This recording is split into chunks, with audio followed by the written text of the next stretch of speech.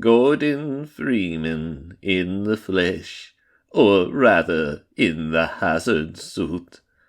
I've taken the liberty of relieving you of your weapons.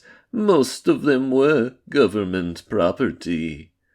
As for the suit, I think you've earned it. The border world, Zen, is in our control, for the time being, thanks to you. Quite the nasty piece of work you managed over there. I am impressed. That's why I'm here, Mr. Freeman. I have recommended your services to my employer, and they have instructed me to offer you a job. They agree with me that you possess a limitless potential. You've shown yourself to be a decisive man, so I don't expect you have trouble deciding what to do. If you're interested, just step into the portal, and I will take that as a yes.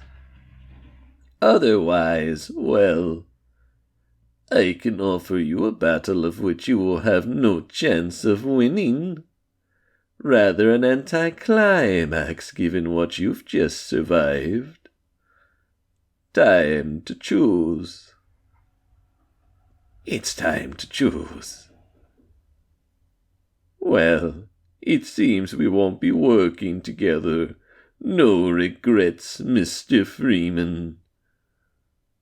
Well chosen, Mr. Freeman. I will see you up ahead. Rise and shine, Mr. Freeman. Rise and shine. Not that I wish to imply you had been sleeping on the job. No one is more deserving of a rest, and all of the effort in the world would have gone to waste until, well, let us just say your time has come again.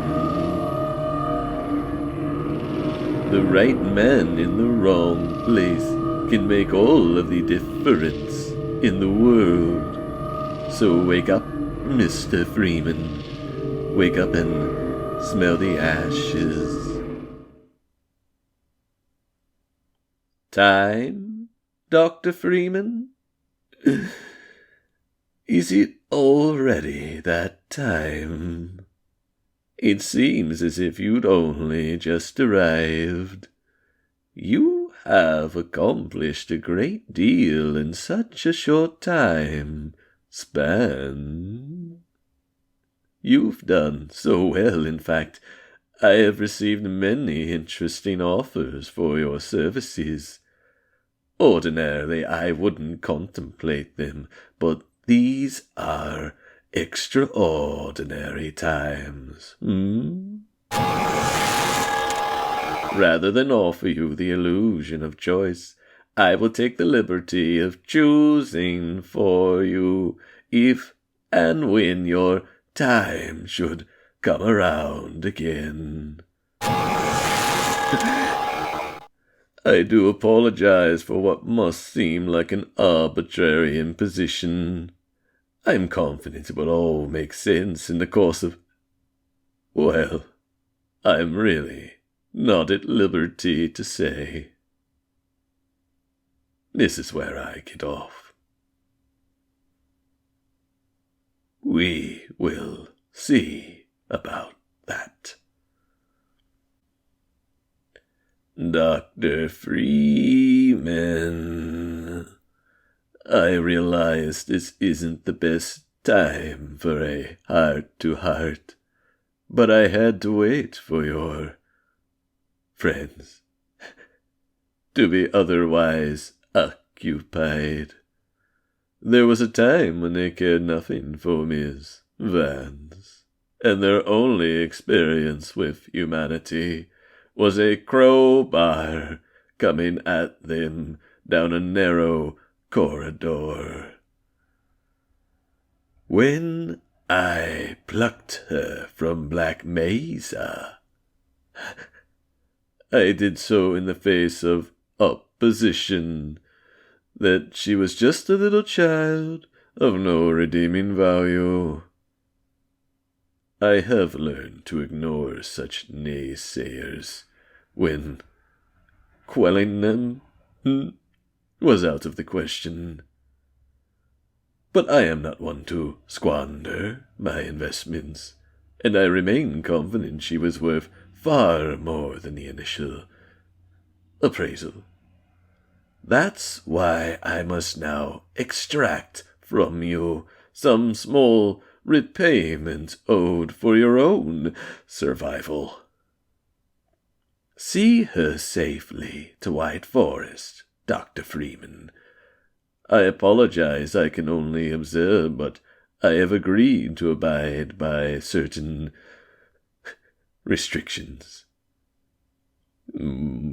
Well, dear child, when you see your father, impart these words. Prepare for unforeseen consequences. Nicely done, Miss Vance. Gordon Freeman. Miss Vance, you would not need all of that to imprison Gordon Freeman. Perhaps what I am is not as important as what I can offer you for coming all of this way. You see, there are many who believe that fate is inflexible. My employers disagree. They have authorized me to nudge things in a certain direction from time to time. Tell me, Miss Vance, what is it that you want nudged? Ah, a considerably large nudge. Too large.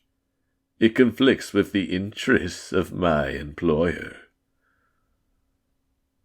Perhaps I can offer you something you don't know you want. So, Corporal Shepherd, we meet at last. Please don't think that I've been avoiding you. A great many matters require my attention in these troubled times. I do hope you understand.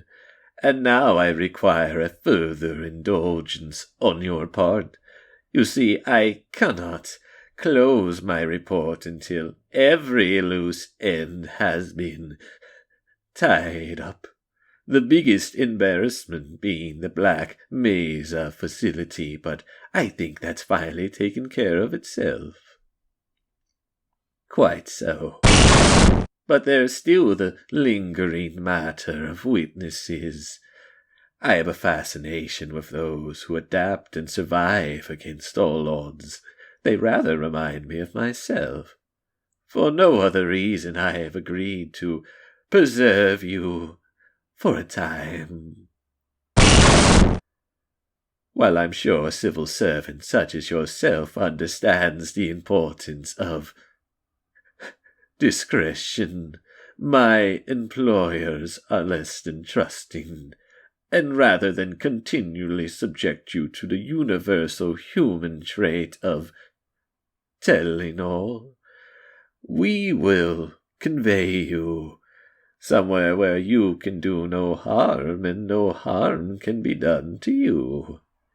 I think you can agree that there are far worse alternatives. You don't belong here, Mr. Walker. Ordinarily, this would be the end for such an interloper, especially one of your origin. However, under these extraordinary circumstances, there appears to be a matter of debt, a debt that is owed to you. let's just say your exploits involving this ship and the quelling of a certain uprising in City 10 have left your accounts unbalanced. The science may be lost on you, Mr. Walker. I cannot bring your daughter back, Mr. Walker. However, I may be able to offer something else of value. That would constitute remuneration if I arranged for the removal of your imprint. I cannot also disclose what happened to your daughter. Cue those, and the debt is repaid. Having second thoughts. This is where... Not again. I apologize for having to leave you in this situation, Mr. Walker. I hope you haven't forgotten me, Mr. Freeman. It has been quite a long time. I will venture to guess that you are here looking for Miss Vance. In honor of your previous services to my employer, I will inform you of her status. My employers found your services inadequate in recent times, so they brought in a more suitable replacement. However, I believe you are already well aware of all this. After all, I have been watching. Let me inform you that my employer's resources are vast. Having known you for so long, and knowing your tenacity and ability to adapt, I don't believe that this will deter you in your pursuit. But let it be known, you have been warned.